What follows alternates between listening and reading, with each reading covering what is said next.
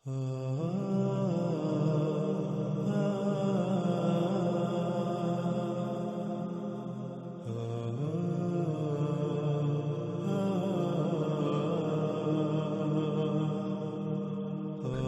ناظرین، جیسا کہ ہم اس روایت میں رسول اللہ صلی اللہ علیہ وآلہ وسلم کے الفاظ کو دیکھا کہ رسول اللہ صلی اللہ علیہ وآلہ وسلم نے اس خام تیل کو، جسے آج انسان اپنے لیے مسیحا سمجھتا ہے، جس خام تیل کی وجہ سے پوری دنیا طرح طرح کی آسائشوں، سہولتوں اور آسانیوں سے مزین ہو چکی ہے، اسے رسول اللہ صلی اللہ علیہ وآلہ وسلم نے دجال یعنی دھوکہ کہا تھا۔ یعنی حقیقت میں یہ مسیحا نہیں ہوگا۔ یہ زمین کا خون جسے آج انسان نے نکالا، اسے اپنے لیے مسیحا کا نام دیتا ہے، اسے اپنے لیے مسیحا سمجھتا ہے، لیکن اس کے نقصانات کیا ہیں؟ ان پر جتنی بھی بات کی جائے اتنی ہی کم ہے۔ اسی خام تیل جس کو رسول اللہ صلی اللہ علیہ وآلہ وسلم نے جفال شر اور انسان کے لیے دجال کہا، اس کے نکالنے کی وجہ سے آج نہ صرف زمین جگہ جگہ سے دنس رہی ہے، بلکہ زمین کی پیدا کرنے کی صلاحیت متاثر ہو چکی ہے، اور اسی خام تیل کے نکالنے کی وجہ سے زمین کا توازن بگڑ چکا، جس کی وجہ سے زلزلے، طوفان اور آندیاں آ رہی ہیں، اور اس کے علاوہ اسی خام تیل کے نکالنے کی وجہ سے انتہائی بڑے بڑے غیر معمولی عوامل وقوع پذیر ہو رہے ہیں، جو عنقریب انسان کو ایک بڑی تباہی کی صورت میں اپنی لپیٹ میں لے لیں گے۔ اسی خام تیل ہی کی وجہ سے وجود میں آنے والی فارماسیوٹیکل انڈسٹری یعنی ادویات بنانے کے کارخانے، ادویات کا شعبہ، جن ادویات کو انسان اپنے لیے مسیحا سمجھتا ہے، وہ ادویات انسان کے لیے زہر قاتل ثابت ہو رہی ہیں۔ ایسی ادویات کے جب کسی بیماری کے لیے کوئی دوا خلق کی جاتی ہے، بنائی جاتی ہے، تو وقتی طور پر تو اس دوائی سے، اس بیماری سے آرام ملتا ہے، شفا حاصل ہوتی ہوئی نظر آتی ہے، لیکن حقیقت یہ ہے کہ جب ایک انسان ایک بیماری سے شفا کے لیے اس دوائی کو اختیار کرتا ہے، اسے استعمال کرتا ہے، تو وقتی طور پر تو اسے اس کا فائدہ نظر آتا ہے، لیکن بعد میں وہی دوائی اس ایک کی بجائے کئی طرح طرح کی بیماریوں کا باعث بنتی ہے، اور جس بیماری سے پہلے انسان کو شفا حاصل ہوتی ہوئی نظر آئی، وہی بیماری بعد میں ناسور بن چکی ہوتی ہے۔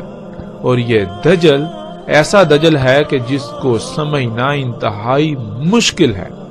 پوری دنیا کے بڑے بڑے عقل مند انسان بھی اس دجل کا شکار ہو چکے۔ کوئی بھی ایسا نظر نہیں آتا جو اس دجل کو دجل کہے، جو اسے دجال کہے، بلکہ ہر کوئی جو بڑے بڑے دماغ ہونے کے دعوے دار ہیں، وہ بھی اس دجل کو اپنے لیے مسیحا ہی تصور کرتے ہیں۔ ان ادویات کی، اس خام تیل سے بننے والی ایجادات کی حقیقت کیا ہے؟ جیسے جیسے ہم آگے بڑھیں گے، اللہ کے فضل سے ہم پر ویسے ویسے حقیقت کھلتی چلی جائے گی۔ اس دجال کا قتل ہوتا چلا جائے گا، اس دجل کا پردہ چاک ہوتا چلا جائے گا، یہ دجل چاک ہوتا چلا جائے گا۔ ان اشیاء پر، ان ایجادات پر، ان مخلوقات پر پڑا دجل کا پردہ، جس وجہ سے یہ دجال ہیں، یہ سب ہمارے سامنے آ جائے گا۔ رسول اللہ صلی اللہ علیہ وسلم نے کہا، اس کا دیکھنے کا ایک آلہ باہر کو نکلا ہوا ہوگا، یعنی دجال ہوگا جیسے کہ بالکل سبز چمکدار شیشہ، اور میں اللہ کی پناہ میں آتا ہوں عذاب قبر سے۔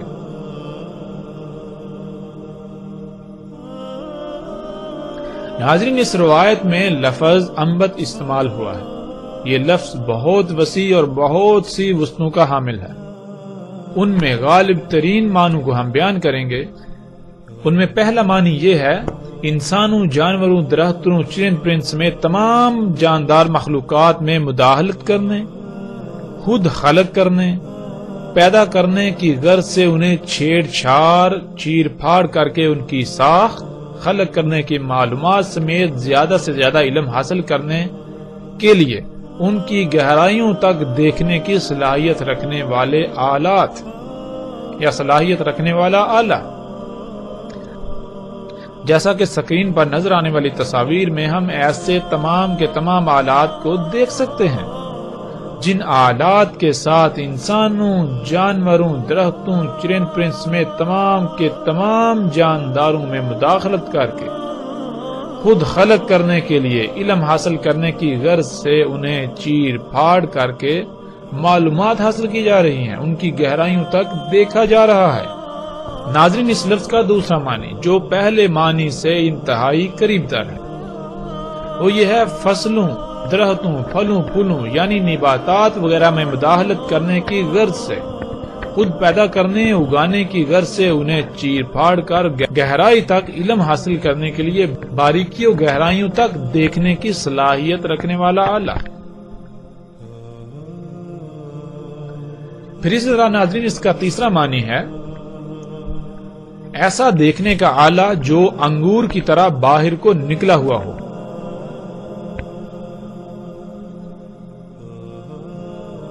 اور عربی میں انبت اس آنکھ کو بھی کہتے ہیں جو کسی بیماری کی وجہ سے پھول کر انگور کے دانے کی طرح باہر کو آ جاتی ہے، جیسا کہ آپ اس تصویر میں دیکھ سکتے ہیں۔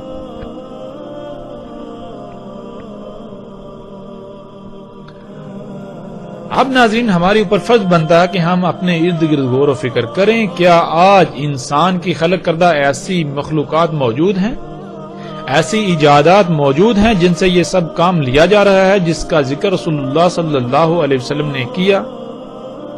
کیا ایسی مخلوقات موجود ہیں جو دیکھنے کے آلات ہیں وہ سامنے سے بالکل ایسے باہر کو نکلے ہوئے ہیں گویا کہ جیسے آنکھ پھول کر انگور کے دانے کی طرح باہر نکل آئے؟ اور پھر کیا ایسے آلات موجود ہیں جن آلات کی مدد سے تمام کے تمام جانداروں کی چیر پھاڑ کر کے ان کی گہرائیوں تک دیکھا جا رہا ہے یا دیکھا جا سکتا ہے؟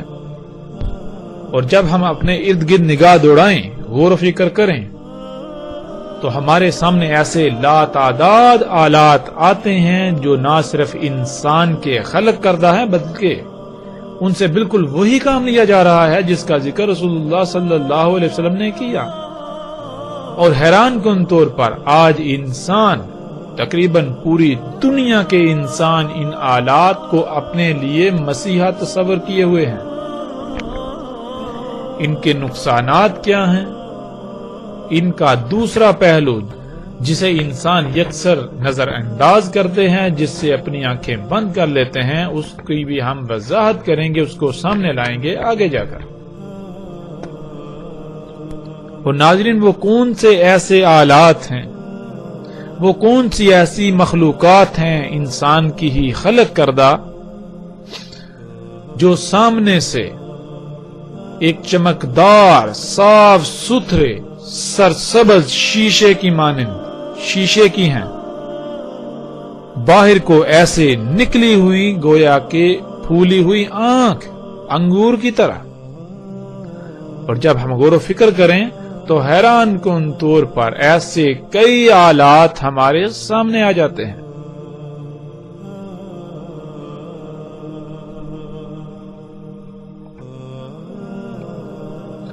رسول اللہ صلی اللہ علیہ وسلم نے کہا اس کا ایک دیکھنے کا آلہ انگور کی طرح باہر کو نکلا ہوا پھولا ہوا، یعنی دجال بالکل جیسے کہ وہ صاف ستھرا چمکدار شیشہ ہے، سرسبز، ترقی و خوشحالی دیکھنے اور دکھانے والا۔ وہ کون سا آلہ ہے جو آج ہمیں خوشحالی اور ترقی دکھاتا ہے، جو سبز ہے، جو شیشے کا ہے، جو پھول کر انگور کے دانے کی طرح باہر کو نکلا ہوا ہے؟ وہ کون سا آلہ ہے کہ جو شیشے کا ہے اور وہ بالکل سامنے سے باہر کو اس طرح نکلا ہوا ہے جیسے کہ آنکھ پھول کر انگور کے دانے کی طرح باہر نکل آ گئی ہوتی ہے؟ وہ آلہ ہماری آنکھوں کے سامنے ہے۔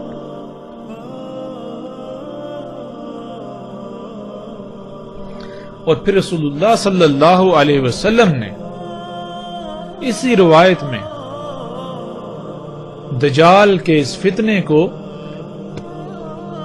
عذاب قبر سے مشروط کر دیا۔ رسول اللہ صلی اللہ علیہ وسلم نے اس کے ساتھ ہی قبر کے عذاب سے اللہ کی پناہ میں آنے کی دعا کی۔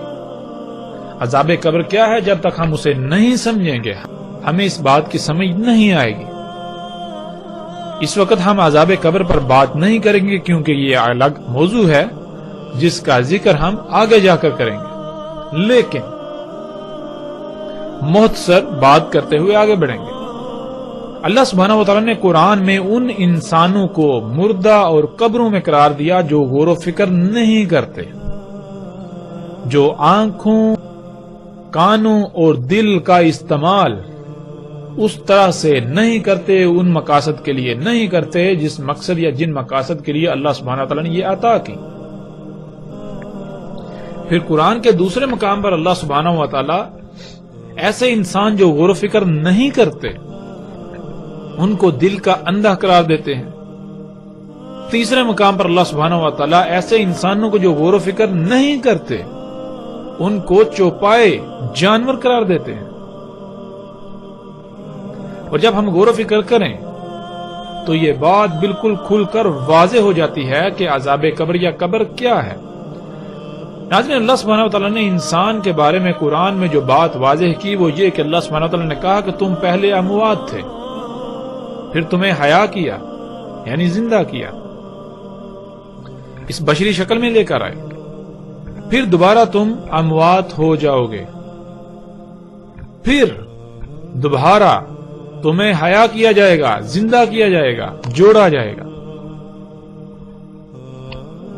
اب ناظرین، سوال یہ پیدا ہوتا ہے کہ ہمارا جسم جب حیا نہیں تھا تو بقول قرآن کے، اللہ کے کلام کے، یہ حالت موت میں تھا۔ موت کسے کہتے ہیں؟ موت کہتے ہیں ان چھوٹے چھوٹے ذرات کو، ان ایٹمز کو جس سے ہمارا جسم وجود میں آتا ہے۔ یعنی ہم حیا ہونے سے پہلے ہم اس وجود سے پہلے چھوٹے چھوٹے ذرات کی شکل میں پوری دنیا میں بکھرے پڑے ہوئے تھے، اور وہ ذرات کیسے ہمارے اس وجود کا حصہ بنے، ان ذرات نے کیسے یہ شکل اختیار کی، جب ہم غور و فکر کریں تو اللہ سبحانہ و تعالیٰ ان تمام کے تمام ذرات کو اکٹھا کرتے ہیں اور اس کو خام تیل کی شکل میں ڈالتے ہیں۔ یعنی ہماری موت کی، ہمارے ان ذرات کی سب سے پہلی جو منزل ہوتی ہے وہ ہوتی ہے خام تیل۔ وہ اجزاء، وہ عناصر، وہ تمام کے تمام ذرات خام تیل کی شکل میں ڈلتے ہیں۔ اس کے بعد زمین اسی خام تیل سے نباتات نکالتی ہے، ان نباتات سے پھر جاندار وجود میں آتے ہیں، جن جانداروں سے ہم گوشت، دودھ حاصل کرتے ہیں۔ زمین جو نباتات اگاتی ہے ہم انہی نباتات کو کھاتے ہیں جن سے ہمارا یہ جسم وجود میں آتا ہے۔ ناظرین، اب جب ہم غور و فکر کریں تو ہمیں پتہ چلتا ہے کہ ہماری موت اور حیات کے درمیان کچھ عوامل ہیں، کچھ مراحل ہیں۔ وہ کیا ہیں؟ ہماری موت جو کہ ہمارا مواد ہے، ہمارا میٹیریل ہے، جس سے ہمارا جسم وجود میں آیا، وہ سفر کرتی ہے، کچھ مراحل سے گزرتی ہے۔ وہ مراحل کون سے ہیں؟ وہ مراحل یہ ہیں کہ ہمارا یہ جسم بننے سے پہلے ہمارا یہ جسم وہ مواد یہاں تھا، یعنی وہ گوشت کی شکل میں تھا۔ گوشت کس کا؟ گائے، بکری یا مختلف جانوروں کا۔ یعنی ہمارا یہ مواد، ہماری یہ موت ہمارے اس جسم کا حصہ بننے سے پہلے مختلف جانوروں، جانداروں کی شکل میں تھی، گوشت کی شکل میں، دودھ کی شکل میں، پھر یہ سبزیوں، پھل فروٹ، گھاس پھوس کی شکل میں تھی۔ اسی طرح جیسے جیسے پیچھے جائیں تو وہ ذرات کی شکل میں ملتی۔ ذرات یعنی موت سے لے کر اس حیات کے درمیان، اس کو اللہ سبحانہ تعالیٰ نے قرآن میں حالت قبر کہا ہے۔ جیسا کہ ہم پیچھے بات کر چکے ہیں کہ جو لوگ غور و فکر نہیں کرتے، ایک مقام پر اللہ سبحانہ تعالیٰ انہیں اندھے قرار دیتے ہیں، دوسرے مقام پر انہیں چوپائے قرار دیتے ہیں، تیسرے مقام پر انہیں اموات اور قبروں میں قرار دیتے ہیں۔ یعنی انسان اور باقی مخلوقات، باقی جاندار مخلوقات میں جو شاید تمیز کرتی ہے وہ یہ ہے غور و فکر کرنا۔ جو غور و فکر کرتے ہیں وہ تو حیات ہیں، وہ تو زندہ ہیں، اور جو غور و فکر نہیں کرتے وہ مردہ ہیں، کیونکہ انسان کو اسی مقصد کے لیے دنیا میں بھیجا گیا کہ وہ غور و فکر کرے اور جانے کہ وہ کس مقصد کے لیے دنیا میں بھیجا گیا، اس کی حقیقت کیا ہے، اس کا اول و آخر کیا ہے۔ جب انسان کے اس جسم سے روح کھینچ لی جاتی ہے تو پھر یہ جسم دوبارہ ان عوامل سے گزرتا ہوا، ان مراحل سے گزرتا ہوا، انہی ذرات کی شکل میں تبدیل ہو کر پوری دنیا میں بکھر جاتا ہے جیسے کہ وہ پہلے تھا۔ یعنی جب اس جسم سے روح کھینچ لی جاتی ہے، اس کو وفات دی جاتی ہے، تو پھر یہ جسم مختلف مخلوقات، جاندار مخلوقات کا حصہ بنتا ہے۔ اس جسم کو مختلف کیڑے مکوڑے کھاتے ہیں، وہ کیڑے مکوڑے اور مخلوقات کی خوراک بنتے ہیں، یعنی ان کے وجود کا حصہ بن جاتے ہیں۔ اس طرح چلتے چلتے پیچھے چلتے چلتے ایک وقت ایسا آتا ہے جب دوبارہ انسان اسی حالت میں پلٹ جاتا ہے جس حالت میں وہ پہلے تھا، چھوٹے چھوٹے ذرات کی شکل میں وہ پوری دنیا میں بکھر جاتا ہے۔ تو ان ذرات میں بکھرنے سے لے کر اس جسم کے درمیان یعنی وفات ہونے کے درمیان جتنے بھی عوامل ہیں، انسان کا جسم جن جن مخلوقات کے وجود کا حصہ بنے گا وہ حالت قبر کہلاتی ہے۔ اور قرآن میں اللہ سبحانہ وتعالی یہ بات بھی واضح کر دیتے ہیں کہ جو اجسام طیب ہوتے ہیں، طیب اجسام سے نکلنے والی روح کے لیے آسمان کے دروازے کھول دیے جاتے ہیں، یوں وہ اوپر چلی جاتی ہے جنتوں میں۔ لیکن اس کے برعکس خبیث جسم سے نکلنے والی روح کے لیے آسمان کے دروازے نہیں کھولے جاتے، بلکہ اس روح کو واپس پلٹا دیا جاتا ہے۔ کون سا آسمان؟ پہلا آسمان زمین کا، جو کہ سطح زمین سے 12 کلومیٹر تک ہے۔ یعنی اگر کوئی انسان خبیث ہے، کسی انسان کا جسم خبیث ہے، اس سے نکلنے والی روح جب اس کو وفات دی جاتی ہے تو اس کے لیے آسمان کے دروازے نہیں کھولے جاتے، اسے واپس پلٹا دیا جاتا ہے۔ اور جب واپس پلٹا دیا جاتا ہے تو ناظرین، جسم کو زندہ ہونا چاہیے تھا، ہم دیکھتے ہیں جسم زندہ نہیں ہوتا، تو پھر وہ روح کہاں جاتی ہے؟ وہ بجلی، وہ الیکٹرک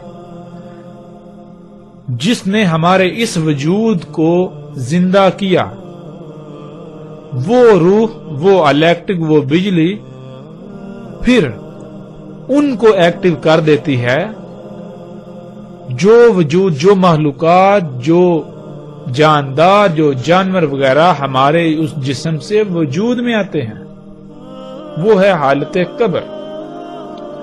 تو پھر خبیث جسم سے کیا بنے گا؟ خبیث سے خبیث ہی وجود میں آئے گا۔ تو خبیث کون سے جاندار ہیں؟ ہم غور و فکر کریں، سانپ، بچھو، اس طرح کے غلیظ اور خبیث جتنے بھی جاندار ہیں، گویا کہ یہ سب کے سب انسان کی حالت قبر ہے۔ انشاءاللہ ناظرین، اللہ کے فضل سے قبر کے عذاب کے اوپر قرآن سے آیات کی روشنی میں ہر پہلو سے، ہر لحاظ سے کھول کھول کر بات کریں گے، لیکن آئندہ نشستوں میں الگ موضوع کے تحت۔ ناظرین، یہاں سوال یہ پیدا ہوتا ہے کہ رسول اللہ صلی اللہ علیہ وآلہ وسلم نے دجال کی اس سبزہ خوشحالی دکھانے والی آنکھ کو عذاب قبر سے مشروط کیوں کر دیا؟ اس کے ذکر کے فوراً بعد اللہ سے قبر کے عذاب سے پناہ میں آنے کی دعا کیوں کی؟ اس لیے کیونکہ آج یہی دجال کی آنکھ جو ہمیں سبزہ دکھاتی ہے، جو ہمیں خوشحالی دکھاتی ہے، وہ سبزہ نہیں ہے۔ آج یہی دجال کی آنکھ جو کچھ اللہ نے حرام کیا، جو خبیث ہے، اس کو مزین کر کے دکھاتی ہے، اس کو حلال بنا کر، طیب بنا کر پیش کر رہی ہے، اور پوری دنیا کے انسان ایسی خبیث خوراک کو اپنے جسم کا، اپنے وجود کا حصہ بنا رہے ہیں۔ اس بات سے غافل کہ جب اس جسم سے روح نکالی جائے گی تو اس کے بعد ان کے ساتھ کیا ہوگا؟ جب جسم خبیث خوراک سے، خبیث غذا سے وجود میں آئے گا تو اس جسم سے خبیث مخلوقات وجود میں آئیں گی جو کہ انسان کی حالت قبر ہوگی۔ ان مخلوقات کو جن مصیبتوں تکلیفوں کا سامنا کرنا پڑے گا، جن حالات کا سامنا کرنا پڑے گا، گویا کہ وہ آپ ہیں۔ ابھی تو اس کا شعور نہیں ہے، لیکن اس کا شعور انسان کو اسی وقت ہوتا ہے جب وہ شعور جو اس جسم میں داخل کیا گیا، جو اس جسم میں ہے، اس کو نکال کر ان مخلوقات میں ڈال دیا جائے گا۔ آج ہم دیکھتے ہیں پوری دنیا میں خبیث خوراک کو دنیا کے سامنے مزین کر کے پیش کیا جا رہا ہے، اور پوری دنیا اس خوراک کو اپنے جسم کا حصہ بنا رہی ہے۔ رسول اللہ صلی اللہ علیہ وسلم نے کہا تھا کہ کسی کے چہرے پر پھونک مت مارو، کھانے پر پھونک مت مارو۔ سوال یہ پیدا ہوتا ہے کہ کیوں؟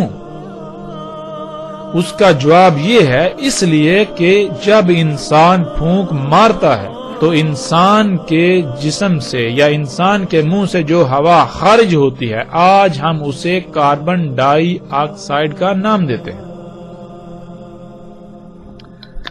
آج اسے ہم کاربن ڈائی آکسائڈ کا نام دیتے ہیں، جو کہ انسان کے لیے نقصان دہ ہے۔ انسان جو ہوا خارج کرتا ہے، اگر یہی ہوا دوبارہ انسان کے جسم میں داخل ہوگی تو انسان کا جسم طرح طرح کی بیماریوں کا شکار ہوگا۔ اور اگر اس ہوا کی مقدار انسان کے جسم میں ایک حد سے تجاوز کر جائے تو انسان موت کا شکار بھی ہو سکتا ہے۔ یہی وہ وجہ تھی جس وجہ سے رسول اللہ صلی اللہ علیہ وسلم نے کہا تھا کہ کسی کے چہرے پر پھونک مت مارو، کھانے پر پھونک مت مارو۔ کیوں؟ اس لیے کہ جب تم کسی کے چہرے پر پھونک مارو گے تو اس پھونک میں کاربن کے ایٹمز، کاربن ذرات اس انسان کے سانس کے ذریعے اس کے جسم میں داخل ہو جائیں گے، جو اس کے لیے طرح طرح کی بیماریوں کا باعث بنیں گے۔ اور اگر تم کھانے پر پھونک مارو گے تو کھانے میں وہ کاربن کے ذرات جذب ہو کر تمہاری خوراک اس کھانے کے ذریعے جسم میں داخل ہوں گے اور جسم کو مفلوج کریں گے، بیماریوں کا شکار کریں گے۔ اور ناظرین، آج دجال کی یہ آنکھ پوری دنیا کو اسی گیس کو اپنے جسموں میں انڈیلنے کی دن رات دعوت دے رہی ہے، اور یہ آنکھ اسی گیس کو مزین کر کے دکھاتی ہے۔ آج اس آنکھ سے نظر آنے والے جو اشتہارات آپ دیکھتے ہیں مختلف مشروبات کے، جن میں کوک، پیپسی، مرنڈا اور اس طرح کے طرح طرح کے مشروبات شامل ہیں، ان میں جو گیس پائی جاتی ہے وہ بالکل وہی گیس ہے جو انسان خارج کرتا ہے، یعنی کہ کاربن ڈائی آکسائڈ گیس۔ رسول اللہ صلی اللہ علیہ وسلم نے اس کی معمولی سے معمولی مقدار سے بھی منع کیا، اس سے دور رہنے کی تلقین کی، لیکن آج انسان اس کے برعکس ایک بہت بڑی مقدار میں اسی گیس کو اپنے جسم میں انڈیلتا ہے اور پھر طرح طرح کی بیماریوں کا شکار ہوتا ہے۔ یوں وہ پھر ادویات کھاتا ہے، وہ ادویات جنہیں اپنے لیے مسیحا تصور کرتا ہے، وہی ادویات پھر مزید اس میں سائیڈ ایفیکٹس یعنی مزید بیماریوں کا شکار کرتے ہیں۔ پھر انسان اسی گن چکر میں دھنس کر رہ جاتا ہے۔ اس کے باوجود وہ ان تمام کی تمام اشیاء، ان تمام کی تمام ایجادات، ان تمام کی تمام مخلوقات کو اپنے لیے مسیحا تصور کرتا رہتا ہے۔ آج یہی دجال کی آنکھ طرح طرح کی خبیث خوراکیں جو ہمارے سامنے پیش کرتا ہے، ایسی مزین کر کے کہ پوری دنیا آج بڑے شوق سے ان خوراکوں، ان اشیاء کو کھاتی، ان خوراکوں کو، اس غذا کو اپنے اجسام کا حصہ بناتی۔ قرآن میں اللہ سبحانہ و تعالی نے بہت سختی سے منع کر دیا۔ آج یہی دجال کی آنکھ پوری دنیا کے انسانوں کو ایسے بیج استعمال کرنے کی دعوت دیتی ہے کہ جو غیر فطرتی ہیں، جن بیجوں سے اگنے والی فصلیں، پھل، سبزیاں کھانے سے انسان طرح طرح کی بیماریوں کا شکار ہو رہے ہیں، طرح طرح سے مفلوج ہو رہے ہیں۔ ناظرین، یہی وہ وجہ تھی جب رسول اللہ صلی اللہ علیہ وسلم نے ذکر کیا اس سرسبز شیشے کی آنکھ کا، جو سبزہ دکھاتی ہے، جو خوشحالی و ہریالی و ترقی دکھاتی ہے، اس کی طرف دعوت دیتی ہے تو ساتھ ہی مشروط کر دیا قبر کے عذاب کو، ساتھ ہی اللہ سے عذاب قبر میں پناہ میں آنے کی دعا کی۔ رسول اللہ صلی اللہ علیہ وسلم نے کہا اس میں کچھ شک نہیں کہ دجال ہوگا ممسول عین الیسرا، ہوگا اس پر زفرہ، کتب ہوگا درمیان اس کے دیکھنے کے آلات کے کافر۔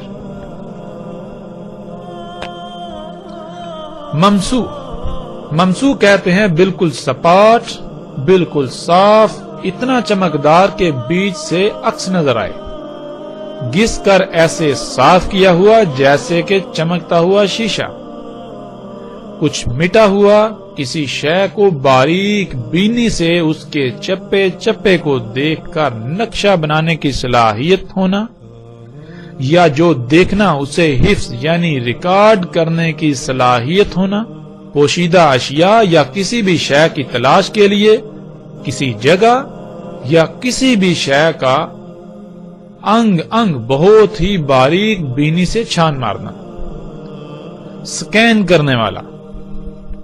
العین جس کو ہم پہلے بھی جان چکے ہیں، العین کہتے ہیں رنگوں کا ادراک کرنے والا، یعنی دیکھنے والا آلہ، دیکھنے کا آلہ۔ زفرہ، ناظرین زفرہ کا ترجمہ ناخن کا کیے جاتے ہیں۔ عربی کا لفظ زفرہ استعمال ہوتا ہے ناخن کے لیے، تمام کے تمام جانوروں کے کھروں پر خول کے لیے، درندوں کے پنجے، سپ وغیرہ، ناخن، پنجے، کھروں، خول، سپ وغیرہ سمیت تمام مخلوقات میں اس طرح کی شے کو زفر کہا جاتا ہے۔ اور جب ہم اس میں غور و فکر کریں تو ہم پر یہ بات بالکل کھل کر واضح ہو جاتی ہے کہ ناخن ہوں، پنجے ہوں، سپ ہوں، جانوروں کے کھروں کے خول ہوں، بنیادی طور پر یہ سخت پلاسٹک ہے، ہارڈ پلاسٹک۔ اس لیے عربی میں زفرہ کہتے ہیں ہارڈ پلاسٹک کو، یعنی اس مواد کو جس مواد سے ناخن وجود میں آتے ہیں۔ ناخن کیا ہے؟ ناخن پلاسٹک ہے۔ زفرہ کہتے ہیں کسی بھی شے میں مخلوق پلاسٹک کو، سخت پلاسٹک کو۔ تو ناظرین رسول اللہ صلی اللہ علیہ وسلم نے کہا دجال کا دیکھنے کا آلہ ہوگا انتہائی آسانی سے دیکھنے والا، بالکل سپاٹ، بالکل صاف، اتنا چمکدار کے بیچ سے عکس نظر آئے، گھس کر ایسے صاف کیا ہوا جیسے چمکتا ہوا شیشہ، کچھ مٹا ہوا، کسی شے کو باریک بینی سے اور اس کے چپے چپے کو دیکھ کر نقشے بنانے کی صلاحیت رکھنے والا، یا جو دیکھے گا اس کو حفظ یعنی اپنے اندر محفوظ ریکارڈ کرنے کی صلاحیت رکھنے والا، اور پوشیدہ اشیاء کو دیکھنے یا کسی بھی شے کی تلاش کے لیے کسی جگہ یا کسی بھی شے کا انگ انگ بہت ہی باریک بینی سے چھان مارنے والا، سکین کرنے والا، اور اس پر چڑھا ہوگا یعنی اس پر ہوگا سخت پلاسٹک، سخت پلاسٹک سے کور ہوگا، اس پر سخت پلاسٹک موجود ہوگا۔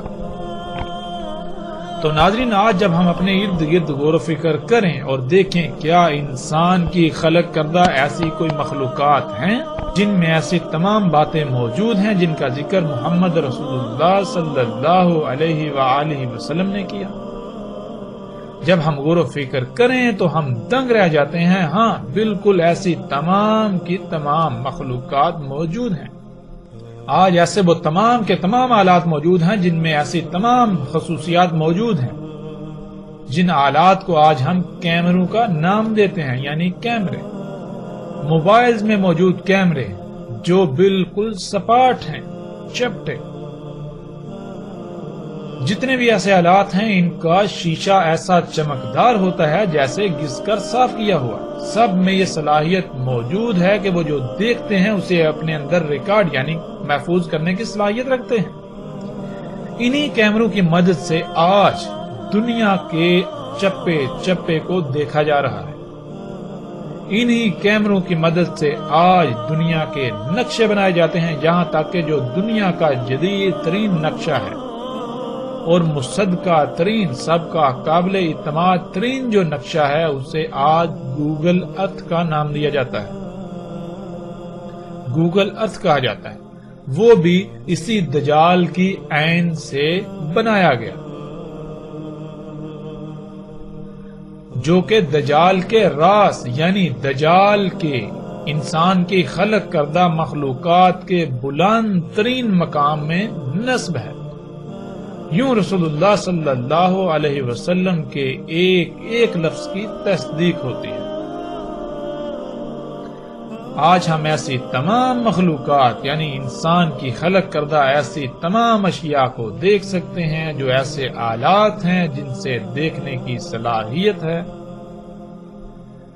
جن میں دیکھنے کی صلاحیت ہے، جن سے بہت ہی بآسانی دیکھا جا سکتا ہے، جو دنیا کے نقشے بنانے کے لیے، اشیاء کی سکیننگ کے لیے، دنیا کے چپے چپے کو دیکھنے کے لیے، خفیہ پوشیدہ اشیاء کو دیکھنے کے لیے، راتوں میں اندھیروں میں دیکھنے کے لیے استعمال ہو رہے ہیں۔ آج انسان ان تمام کے تمام آلات کو اپنے لیے مسیحا تصور کرتا ہے، لیکن رسول اللہ صلی اللہ علیہ وسلم نے ان سب کو دجال کہا۔ یہ سب کا سب حیات الدنیا ہے، یہ شیطان ہے۔ آج انسان اسی شیطان کے خطوات کی اتباع کر رہا ہے۔ آج انسان اسی حیات الدنیا، اس شیطان کے پیچھے پڑا ہوا، اسی کو دنیا میں آنے کا مقصد تصور کر چکا ہے، اور یہ بھول چکا ہے کہ وہ دنیا میں کس مقصد کے لیے بھیجا گیا۔ رسول اللہ صلی اللہ علیہ وسلم نے کہا اس کا یعنی دجال کا دیکھنے کا آلہ، انتہائی آسانی سے دیکھنے کا آلہ گویا کہ بااعتماد سیارہ ہوگا۔ سیارہ یعنی ایک پلانٹ ہوگا۔ جب ہم کائنات میں غور و فکر کریں تو سیارے کیا کر رہے ہیں؟ ہر سیارہ اپنے اپنے مدار میں گھوم رہا ہے۔ جیسے ہماری زمین ایک سیارہ ہے اور سورج کو اپنا محور بناتے ہوئے اس کے گرد گھوم رہی ہے، بالکل اسی طرح رسول اللہ صلی اللہ علیہ وسلم نے کہا کہ دجال کا دیکھنے کا آلہ جو کہ انتہائی آسانی سے دیکھنے والا ہوگا وہ ایک سیارہ ہوگا، یعنی وہ کسی شے کو اپنا مرکز و محور بناتے ہوئے اس کے گرد اپنے مدار میں گھوم رہا ہوگا۔ آج ہم پر فرض بنتا ہے کہ ہم غور و فکر کریں، کیا ایسی کوئی شے موجود ہے؟ کیا ایسی کوئی شے انسان نے خلق کی؟ کیا انسان کی مخلوقات، انسان کی خلق کردہ مخلوقات، انسان کی ایجادات میں کوئی ایسی ایجاد ہے جو گویا کہ بالکل ایک سیارے کی طرح ہے، جو ایک سیارے کی طرح کسی بھی مقام کو اپنا مرکز و محور بنائے ہوئے اس کے گرد گھوم رہا ہے اور اس کے ذریعے سے دیکھا جا رہا ہے؟ اس میں دیکھنے کی صلاحیت ہے۔ اور جب ہم غور و فکر کریں تو انسان حیران رہ جاتا ہے، بالکل رسول اللہ صلی اللہ علیہ وسلم کے الفاظ کے عین مطابق آج دجال کا انتہائی آسانی سے دیکھنے کا آلہ زمین کو اپنا محور بناتے ہوئے، زمین کو اپنا محور بنائے ہوئے اس کے گرد بالکل اسی طرح گھوم رہا ہے گویا کہ وہ ایک سیارہ ہے، ایک پلانٹ ہے۔ آج اسے ہم سیٹلائٹ کا نام دیتے ہیں۔ اسی سے آج پوری دنیا کے چپے چپے کو انتہائی آسانی سے دیکھا جا رہا ہے۔ رسول اللہ صلی اللہ علیہ وسلم نے کہا ساتھ ہوگا اس کے مثل جنت کے اور مثل آگ کے، یعنی اس کے ساتھ بالکل ویسی ہی اشیاء ہوں گی جیسی اشیاء یا جیسی سہولتیں، آسائشیں، آسانیاں جنت میں ہوں گی، اور اس کے ساتھ ہوگی آگ، اور اس کے ساتھ بالکل ایسی ہی شے ہوگی جیسے کہ آگ ہوتی ہے۔ اور پھر رسول اللہ صلی اللہ علیہ وسلم نے کہا اور اس کی جنت ہوگی غبار والی جو کہ دخان یعنی دھواں ہوگا، اور آگ ہوگی اس کی سرسبز باغ۔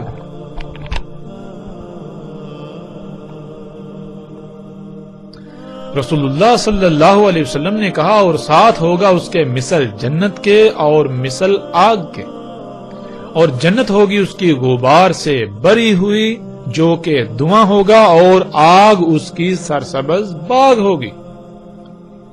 سب سے پہلی بات تو یہ ہے کہ دجال کی جنت میں جو بھی داخل ہوگا حقیقت میں وہ آخرت میں جہنم میں ڈالا جائے گا، اور جو دجال کی آگ میں کودے گا تو آخرت میں اللہ سبحانہ و تعالیٰ اسے جنت میں داخل کرے۔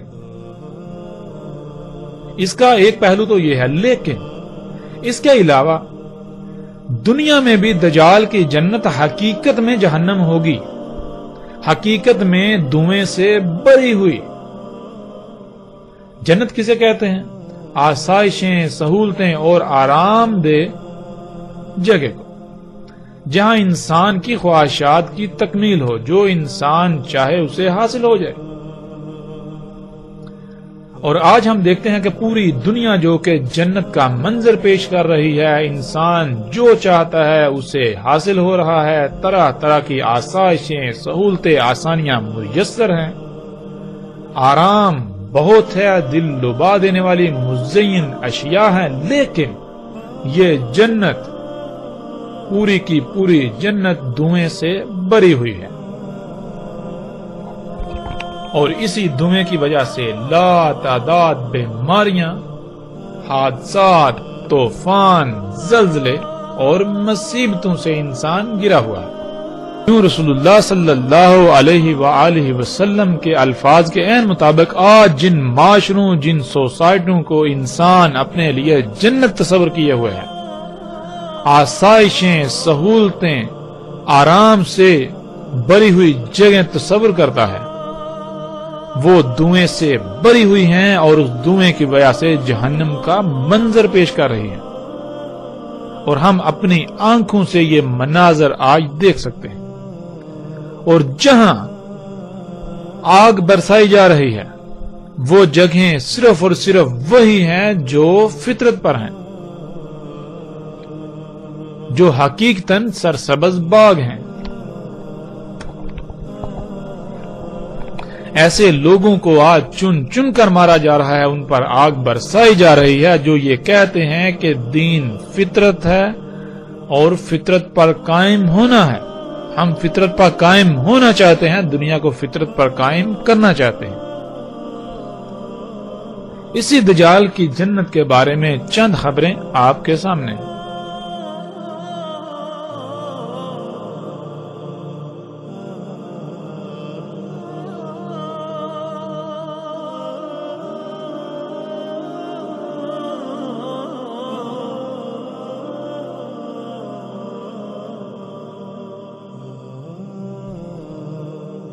دجال کی جنت یعنی جدید سہولتوں، آسائشوں، آسانیوں سے مزین یہ جدید ترین معاشرے جو کہ دجال کی جنت ہے، لیکن در حقیقت وہ جہنم ہے، وہ جنت نہیں ہے۔ انسان اسے جنت سمجھتے ہیں، حقیقت میں وہ جنت نہیں۔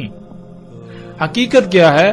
حقیقتاً وہ جہنم ہے، دھویں سے بری ہوئی، جس دھویں کی وجہ سے لا تعداد بیماریاں، اچانک اموات کی شرح بہت زیادہ، بے چینی، بے سکونی، بے اطمینانی، ہر طرف باغم باغ، پریشانیاں، طرح طرح کے مصائب، لیکن اس کے باوجود اکثریت کو یہ سب نظر ہی نہیں آتا۔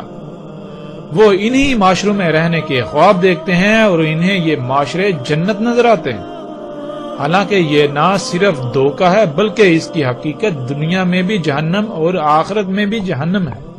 دجال کی جہنم ظاہراً دنیا میں دجال کی جہنم میں بہت سختیاں ہیں۔ دجال کی جہنم ہر وہ جگہ ہے جو فطرت پر ہے، جہاں یہ ایجادات موجود نہیں ہیں، جو محمد رسول اللہ صلی اللہ علیہ وسلم کے موجود نہیں تھی اور آج دنیا میں موجود ہیں۔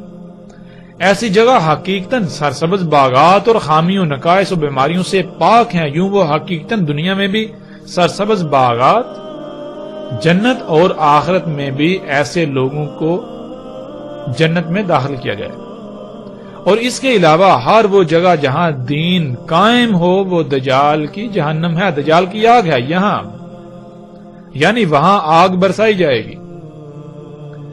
دین اللہ سبحانہ و تعالیٰ نے قرآن میں واضح کر دیا کہ دین کیا ہے، دین ہے فطرت پر قائم ہونا۔ جہاں دین قائم کیا جائے گا، یعنی جس جگہ کو فطرت پر لایا جائے گا، تو شیاطین اور اولیاء شیاطین کو اس سے بہت تکلیف ہوگی۔ یوں وہ علاقہ ہر لحاظ سے جہنم کا منظر پیش کرے گا، اس میں سختیاں، آزمائشیں، آگ و بارود کی بارش ہوگی، لیکن در حقیقت وہ دنیا میں ایک آزمائش ہوگی جس کے بدلے مومن کے درجات بلند ہوں گے، اور وہی درجہ وہ آخرت میں پالے گا۔ یوں دجال کی جنت حقیقت میں آخرت میں جنت اور بلند درجات کا حصول ہے، نہ کہ حقیقتاً جہنم۔